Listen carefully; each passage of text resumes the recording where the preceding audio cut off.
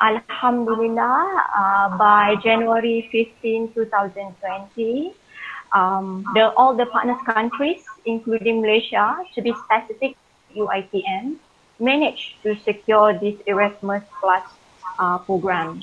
Okay, as mentioned earlier in the slide, the title of the project is SMARTEX, Modernization of Curriculum of Textile Engineering and Textile Technology in Indonesia, Malaysia, as well as Pakistan. And the short name for this project is SMARTEX. Okay, in this project, there are 6 countries involved, 3 from Asian countries and another 3 from European countries. For Asian countries, there are 2 universities are involved. As for Malaysia, the universities are University Technology Mara, UiTM, and also University Tun Hussein On, or UTHM. And for Indonesia, there are 2 universities involved, which are Polytech STT Bandung and also the Institute Technology Bandung. Okay, shall we continue? Okay, for the Pakistan, there are also 2 universities, which are Bahauddin Zakaria University and also NED University of Engineering and Technology. Okay, as for European countries, okay, I will start with Greece. There are 2 institutions involved, which are first the University of West Africa and also the Consultant and Training Center known as IDET. In Spain, there's only 1 university involved, which is the Universitat Politécnica de Valencia. And in Belgium, there's only 1 university involved, which is the University of Ghent. Okay, here are the key members of the grant from UiTM Shah Alam. And the head of the grant is the Associate Professor Technologist Dr. Muhammad Rozi Ahmad from UiTM Shah Alam. And other teams, members from UiTM Shah Alam are Associate Professor Technologist Dr. Muhammad Faizul Yahya and myself. We also have 2 team members from Kuala Pila who are Technologist Dr. Wan Syazihan Rusnan and also Dr. Atiyah Musa. And the total amount received for this grant is about 135,000 euro, which is quite equivalent to 627,000 ringgit Malaysia. Okay, now let's look at the objective of the research project. Okay, the first objective is to analyze the competency of graduates as it becomes the main issues in most of the Asian university graduates. And apart from that, the project would like to enhance the competitiveness of the graduates by sending these students to the local as well as international companies for internship. Okay, now let's look at the second objective, which is to develop new course for the university or updating existing courses offered by the university. And for the third objective is to integrate teaching and learning methods into a reformed curriculum for the Asian university. So to fulfill these objectives, an online platform for teaching and learning will be developed for the Asian university. And for the fourth objective is to promote internalization of Asian university by implementing international exchange of students as well as the staff. And lastly, is to build up the capacity of academics and also administrative staff of Asian university by organizing training sessions to them in the European countries. So these are the main objectives of the research project. Okay, as an overall, from this slide, you can see that this project focuses on 3 main targeted groups. The first targeted group is on the graduate. The second targeted group is the local and international companies or industries. And the third targeted group is the academics and also administrative staff from the university. Okay, now let's look at the main activities of this research project. These activities are divided into 5 work packages, and the first work package is on the preparation.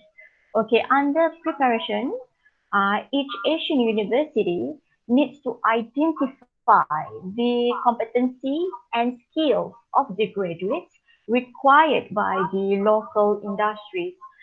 For this work package, several interviews and also questionnaire need to be distributed to the industry as well as the organization related. And from that, a report needs to be prepared based on the questionnaire as well as the responses from the questionnaire. From the report, a competency profile from each university will be developed. And apart from that, a benchmarking between European and Asian university will be conducted in this preparation phase. Okay, now let's look at the next work package, which is on the development. Okay, under this work package, a new modules or course will be developed for the Asian countries. And for the existing course or also modules, there will be an update of these courses.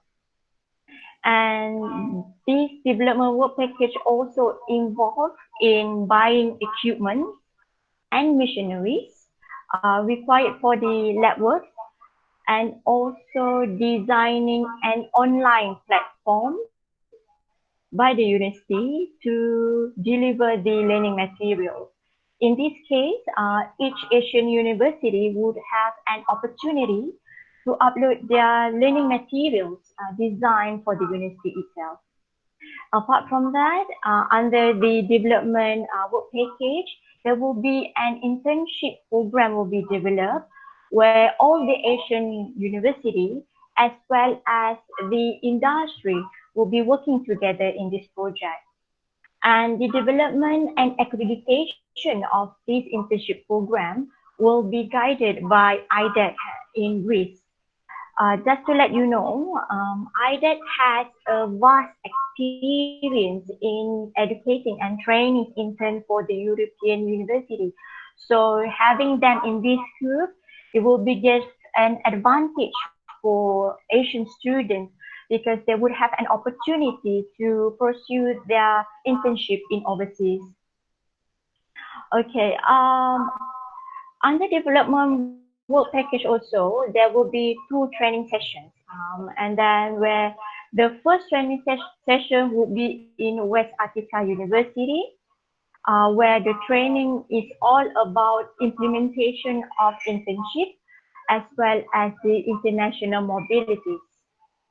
And the second training will be in Belgium and Spain, where the training will be all about the introduction to smart textile and technical textile, new innovative teaching methods, and also introduction to the online platform for blended learning.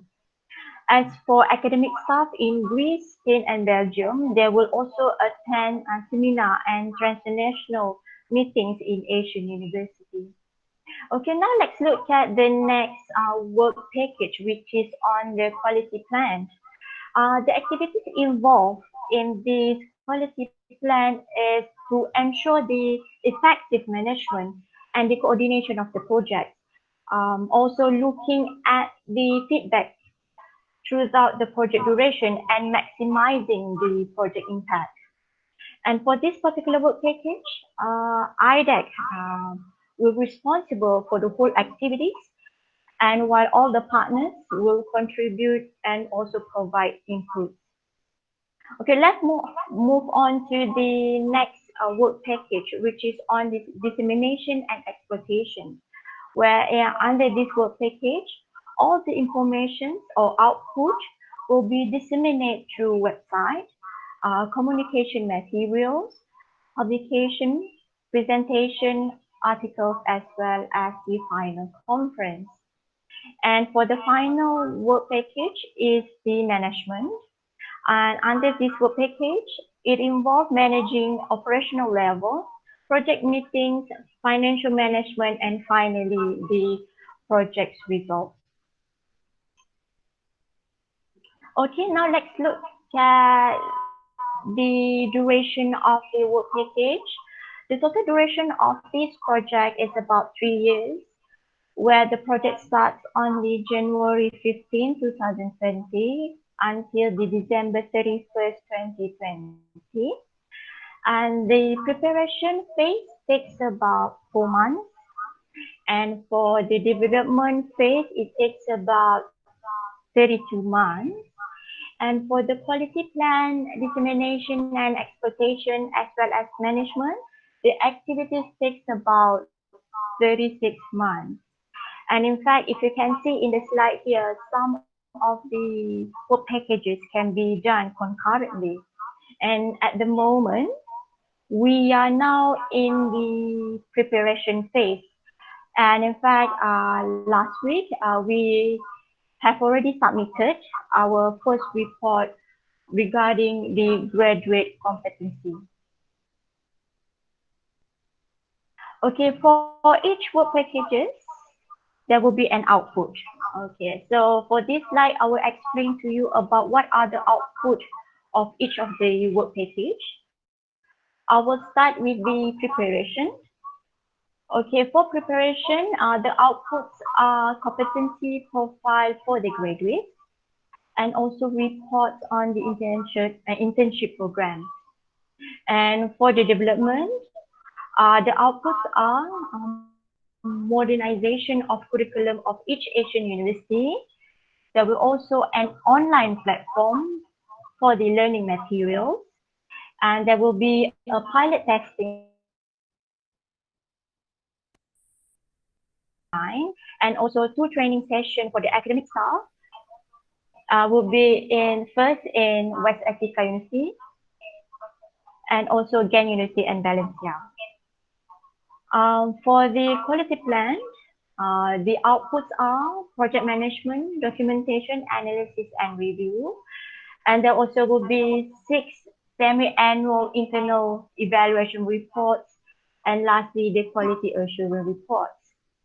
And for the dissemination and exploitation output, all the information will be disseminated through website, publication, presentation, articles, and also final conference.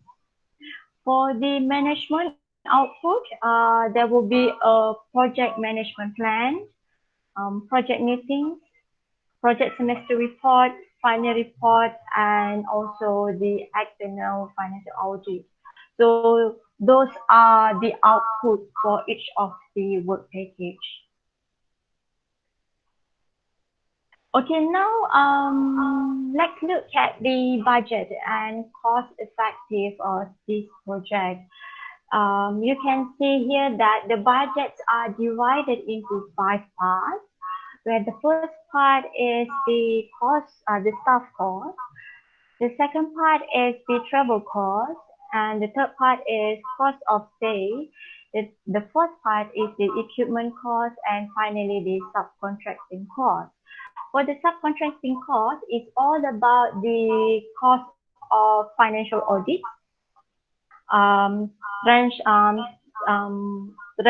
translations cost, and also the cost of organizing final conference.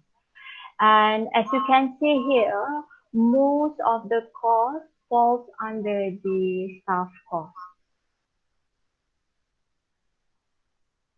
Okay, now let's look at the benefits and some obstacles accounted during the project. And the benefits of the projects are there will be a new curriculum on technical and smart textile will be developed, and the academic and administrative staff would gain an experience and knowledge through trainings in European university. And also UiTM students will experience an international internship with high-tech textile company in European countries. So those are the benefits from this project. How about the challenges? Okay, as we all know, due to the COVID-19 pandemic, has somehow affected most of the activities, including the implementation of this project. And for example, we had a problem to execute the first work package, which is on the interview and the questionnaire given to the industry. Therefore, there was a little bit delay getting responses from the industry, but Alhamdulillah, uh, with the efforts from the teamwork, we have finally managed to overcome the problem. Apart from that, another challenge in this project is the use of different grant systems. As we all know that the implementation of grant in Europeans and here in Malaysia are quite different, especially on the financing methods. But with the help of RMC and also UiTM Bandahari, all the processes went smoothly. Okay, at the end of the project, the Europeans and Asian universities, as well as the graduates from European and Asian countries, along with the textile and apparel industry, will be working together in order to fulfill the main objective or idea of this project. Okay, thank you. That's all from me. Okay, thank you, Dr. Dalila, for your great presentation. So I would like to open the session for Q&A. If there is a question, I hope you can post it straight away to Dr. Dalila. Ada soalan? Okay, let me see. Okay, ada soalan. Let me see if anything in here. Mungkin nak tanya tentang kesan COVID-19 kan, when you started your project. Exactly. To be honest, secara jujurnya, memang we are having a very big problem, especially sebab the first work package is all about the industry. Getting to know output from the industry, what are the competency or skill that they want from our graduates. Tapi masa tu industri memang most of the industry tak berapa stable. So memang susah nak dapat respon daripada mereka. Tapi saya bersyukur sebab saya punya team sangat bekerja keras untuk mendapatkan input one by one from each of the industry. Alhamdulillah, we managed to get at least 22 responses from the industry. Okay, maybe second question. You have a travelling punya course kan? Betul. So in the first year, normally you will have several number of meeting abroad kan? So how you manage the finance of travel punya budget tu? Adakah dia carry over ke atau kena pulang balik ke? Macam ni. Okay, menarik ya soalan tu. Kami pun ada tanya the same thing, but unfortunately at the moment we still keep whatever it is in the budget. Kami tak boleh nak adjust at all. Kami pada mulanya memang semuanya through Skype meeting. Dari mula kick off meeting sampailah updating meeting semuanya through Skype. Kami ada tanya juga in the case of we can drag some of the budget to go into maybe perhaps dalam equipment ataupun machinery punya budget. But at the moment they say that we keep wherever it is. Kita just follow apa yang written in the report. Then we will see what will happen next. Kami pun tak pasti macam mana. Okay, yang lain ada nak tanya soalan? Type pun tak apa, nanti Dr. Dalila boleh explain ataupun Dr. Rosie ataupun team members yang lain yang online pun boleh juga jawab. Saya nak tanya. For young lecturers, young researchers, For them to start off with applying for this grant, which one do they have to go first? Do they have to have contact with companies? How many industries maybe before they start having this engagement? And only after that they will apply for this Erasmus grant. Thank you. Okay, terima kasih Prof. Dekan FSC. It's a good question. It can be in any which side. Dia boleh datang either from the university itself, either from Malaysia or from the European as well. So mula-mula the university will initiate what kind of ideas, try to look at what kind of things that you want to figure out. If you are talking about industries, after planning out the ideas, then contact with the industries to get into the project. So basically that's how it works. Dan siapa should initiate, it can be from all of the sides. Sama ada the university, from our Asian countries or European countries. Dr. Dalila? Yes, saya Dr. Smida. Okay, Assalamualaikum. Salam. Alright. How long did it take for the application to get through? Can you talk us through the application from the start, beginning with the application process and time for you to wait to get the results? It took about 1 year. Actually, this work was started early 2019. Lepas tu dah dapat feedback from all the universities. They put all together in the work, in the proposal, and then it's about 1 year. So daripada January last year until 2020 this year, we managed to get the result. Okay, mungkin saya nak tanya soalan tentang wirement kan. Kalau di peringkat bendahari ada, if we got something that we want to adjust on the budgeting kan, we are able to make a wirement, especially for national grant kan. For international grant ni macam mana, how you go about with the is there any way how to make a wirement ataupun kena guna exactly apa yang dia bagi, bajet yang diberi saja?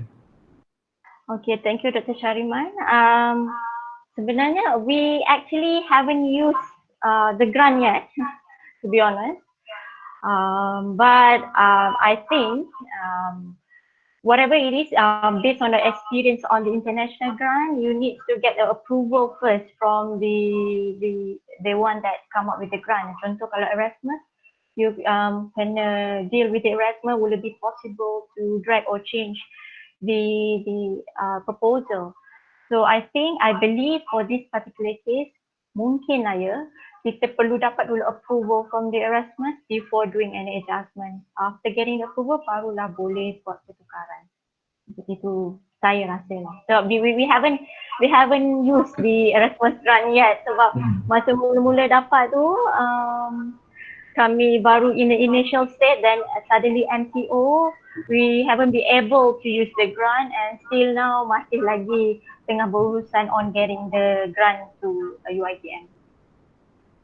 Okay, next question, macam mana kita nak apa cadangan Dr. Nur Dalila untuk galakkan denominator UiTM kan untuk memohon grant ni?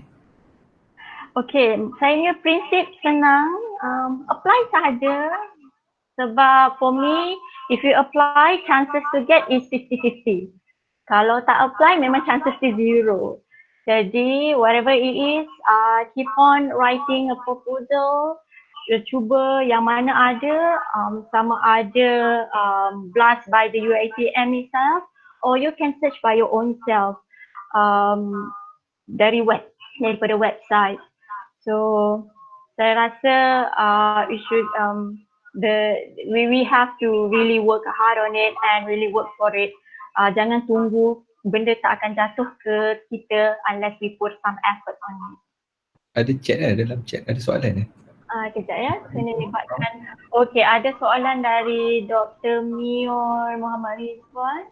kena libatkan beberapa negara, but to be specific tak ada lah berapa negara tapi untuk kami libatkan 3 negara di Europe dan 3 negara di Asia country. And in fact dalam Asia country tu pun we need to have 2 institution at least sebab baru nampak significance of this particular project. Okay, nanti saya tengok ada lagi soalan. Can you show your slide on countries and university that involved and elaborate further your experience with each of the university? Share your challenges and hiccups dealing with. Saya rasa I did mention about this. Perlu ke nak saya ulang balik macam mana? Maybe just a brief lah ya. Okay, to be specific lah. Okay, these are the countries involved, okay, and these are the universities also.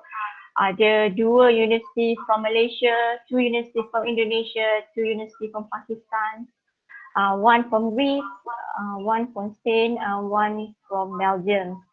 And experience working with them is actually one of our colleagues, Dr. Atia tu. She used to be a student in Ghent University in Belgium.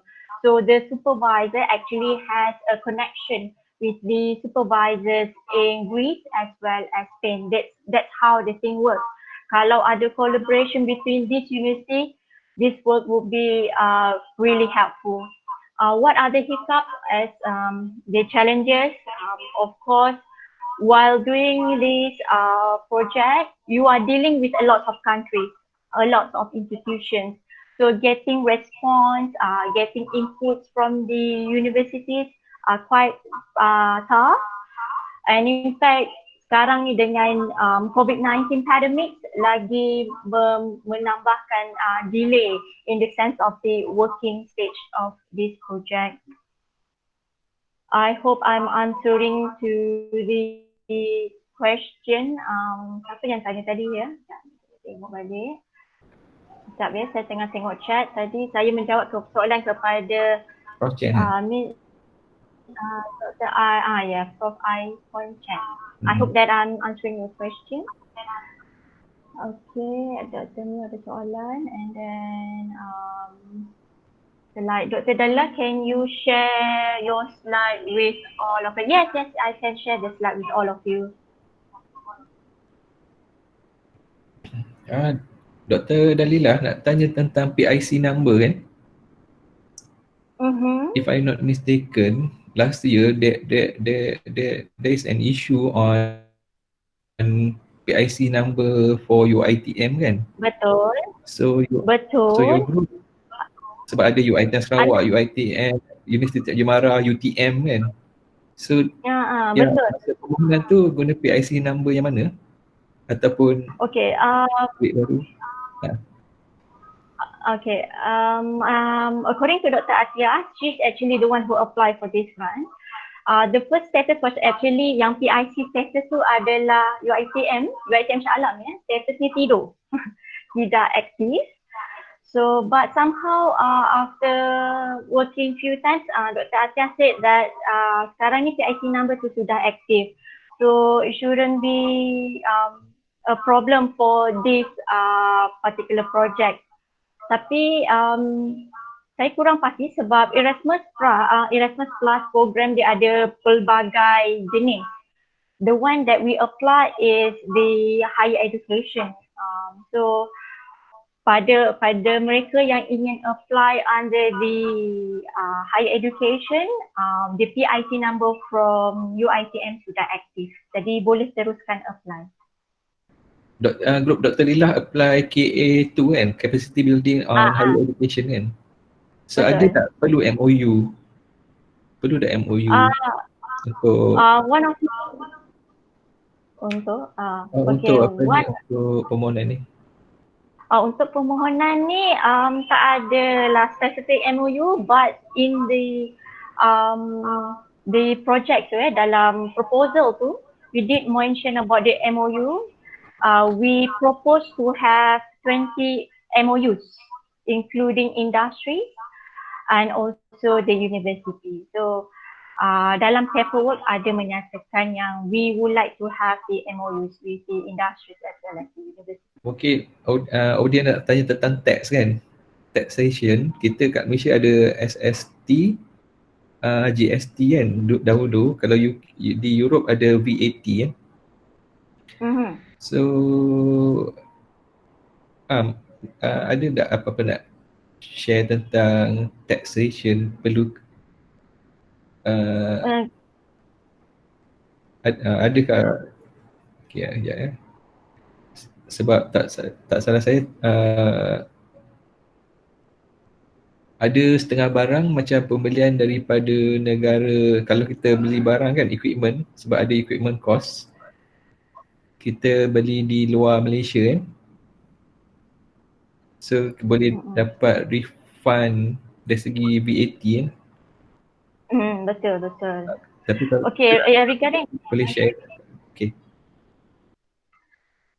Regarding the VAT, it's better to apply sebab kami ada melibatkan pembelian equipment nanti dan machineries. Memang ada form VAT tu, jadi it is advisable to use the VAT, especially when you deal with buying equipment or machineries, sebab itu one of the way lah in this particular project. Okay, the next question is about mandate kan. Normally in the beginning of the application kan, we need to have a sign, a mandate and signature from the Vice Chancellor. Okay, Dr. Dalila boleh cerita tak apa itu mandate pada audience? Mandate document apa dia? Okay, alright. Just to let you know, after applying the grant and then secured the grant, you have a couple of documents that needs to be signed off. And one of the documents that needs to be signed off is the mandate. So for UiTM, the mandate document can be signed by our TNCPI, Professor Dr. Prof. Nazif, for the mandate. Okay, apart from the mandate form, there's a lot of the financial forms that you have to fill in and need to sign back to the leader of the project. Okay, berkenaan dengan timesheet kan, normally every meetings needs to be spelled out in the form of timesheet kan. So boleh share tak tentang timesheet, macam mana, how you segregate your task or meeting in the timesheet, timesheet kan. Okay. Timesheet. Okay. Regarding the timesheet, just to let you know, if you remember in my slide, maybe I can show a little bit. There's one budget which is under the staff cost. Okay, salah satunya adalah staff cost ni. Under the staff cost, especially when you handle meetings or do any works related to the Erasmus grant, actually there's a payment for that. It is based on the day dan ada rate for each day. Dan dalam contohnya kami pada the first work package we have already divided, because for preparation phase it requires about 70 days. So tapi 70 days tu kami divide by the number of members. So daripada situ kami akan divide according to the numbers of per day, dan juga apakah aktiviti yang dijalankan. So let's say lah dalam satu hari 33 euros. So if you are working for 4 or 7 days, you have to multiply 7 days with the 33 euros. Itu adalah cara to fill in the timesheet. So dia tak apa yang unik ni Erasmus ni, if you are doing work for the grant, you are paid. So it doesn't have to be only the equipment and the output. Apa yang kita buat, all the efforts are also paid according to the Excel, dia punya budget dia tu. As long as we fulfill all the budget, insyaAllah everything will be paid. Okay, on the equipment cost kan, perlu buat tendering tak kalau nak beli barang kan? Open tender procedure ataupun macam mana? Saya rasa dia berbalik kepada UiTM punya procedure lah. So lepas after berapa K kena apply K1 tu semua, apply. There are a procedure biasanya kita, maaf saya pun tak ingat dah berapa bulan dah tak apply. Biasanya time-time ni memang dah beli barang, but some of the grant tu saya kena prolong dahulu. Saya tak ingat ada yang kita kena apply. So the same thing, walaupun this is in international grant, when you deal with buying or purchase machines or equipment, it has to follow with the procedure from UiTM, sama sahaja. Ada tak soalan? If there is no more further question kan, ada request daripada pejabat TNC, Penyidikan dan Inovasi.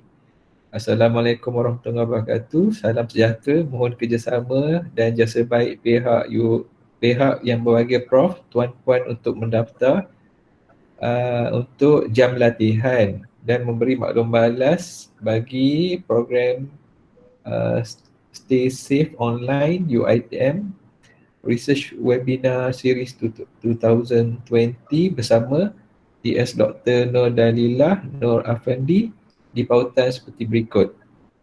Okey, Dr. Dalila, rasa yang lain mungkin ada soalan lah kemudian. Mungkin boleh bagi email ke ataupun macam mana nak contact Dr. Dalila? Okay, saya boleh bagi email address dan saya tak ada masalah kalau nak bagi nombor telefon. Okay, email address saya dalila@uitm.edu.my. Saya punya nombor telefon boleh hantar through WhatsApp iaitu 011-336-33457. So insyaAllah any question related to the grant, saya akan cuba jawab. Okey, kata-kata terakhir daripada Dr. Kata-kata terakhir dari saya adalah keep on writing a grant proposal.